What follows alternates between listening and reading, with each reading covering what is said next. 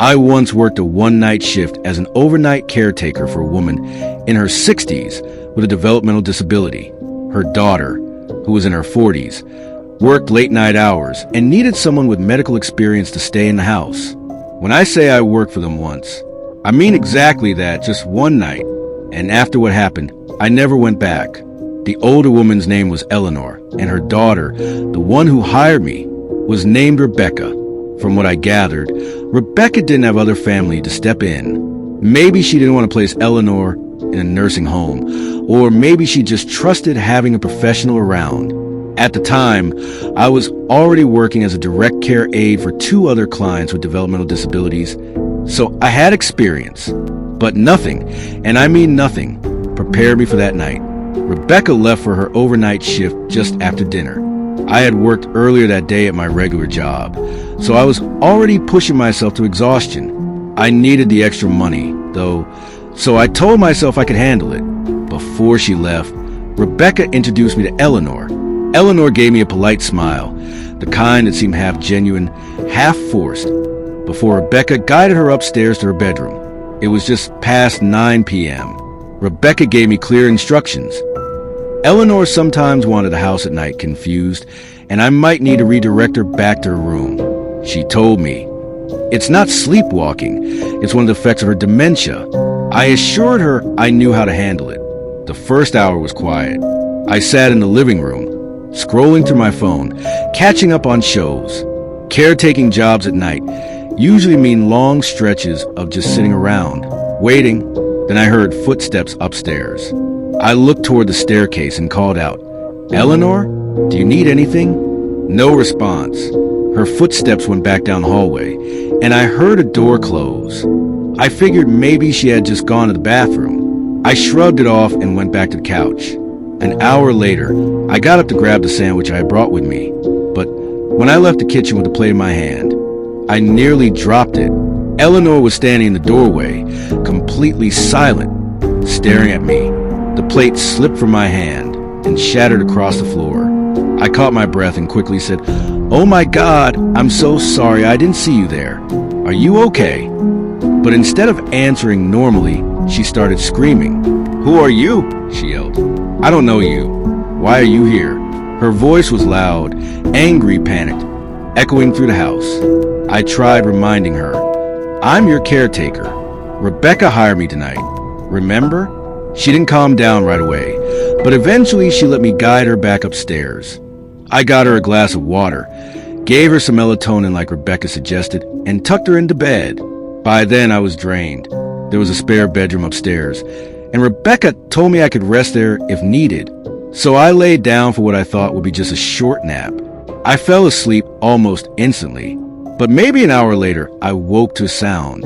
Slam, slam, slam. Someone was being slammed shut over and over downstairs. Heart pounding. I crept out of bed. I had left my door open just in case I needed to hear Eleanor moving around. Well, that part worked. I walked to the top of the stairs and realized the sound was coming from the kitchen. I moved quickly but quietly down the steps and peered around the corner. And what I saw, look, I watched plenty of horror movies, and this could have been pulled straight out of one. Eleanor stood in front of the oven, repeatedly opening and slamming the door shut, over and over. The kitchen was pitch dark, so I could only see her silhouette, her thin figure against the faint glow of the oven clock. "Eleanor!" I called out, louder than I meant to. She stopped, turned her head toward me, and shut the oven door one last time. Then, without a word, she started walking straight toward me. My voice shook now. Are you okay?" She walked past me silently, up the stairs and back into her room. When she got inside, she slammed her door shut. I hesitated, then cracked the door open to check. She was just standing beside her bed, facing the wall, completely motionless. It was one of the most unsettling sights I've ever seen. Eventually, I guided her into bed, pulled the blanket over her, and whispered, "Good night, Eleanor." I tried to shake it off, went back to the spare room, and laid down again. This time, I promised myself I wouldn't fully fall asleep, but exhaustion won. Some hours later, I woke again. The room was pitch black. No alarms had gone off. and then I noticed it. The closet door slightly cracked open. Inside the gap, I could see the shadow of a head peeking out. I froze. My voice cracked as I whispered, "Eleanor?" No answer. I said it again and again until finally the closet door pushed open. Eleanor stepped out, slowly, her voice rising into a scream. "Who are you? I don't know you." My blood ran cold, because this time she wasn't just wandering. She was holding a kitchen knife, a big one. I panicked, fumbling for the lamp on the bedside table. When the light flicked on, my worst fear was confirmed. Eleanor was gripping the knife tight, her face blank, moving closer and closer to the bed. I shouted, "Put the knife down," but she just screamed back, "I don't know you." At that point, I realized I wasn't her caretaker anymore. I was a target. She swung the knife as I jumped off the bed, the blade slicing through the air just inches from me. It wasn't a strong swing, but it was enough to show she intended to use it. I bolted out of the room, down the stairs, and straight out the front door. Instead of calling 911, I called Rebecca, just like she told me to do if there was ever a problem. I figured I was being respectful by not involving the police. Rebecca answered in a panic. When I told her what happened, she screamed at me not to leave her mother alone. I yelled back that Eleanor had come at me with a knife, and that I wasn't stepping foot inside until she got home. So I stood outside, keeping watch to make sure Eleanor didn't wander into the street.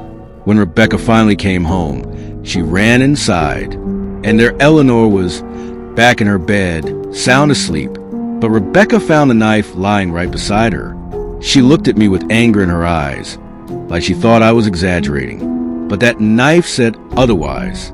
I didn't tell her I had dozed off earlier. I didn't want her twisting it into being my fault. Rebecca offered me more work after that, but I declined. In my 9 years of care work, I've dealt with all kinds of situations, but nothing compared to that night with Eleanor. She wasn't just a patient. That night, she was a nightmare.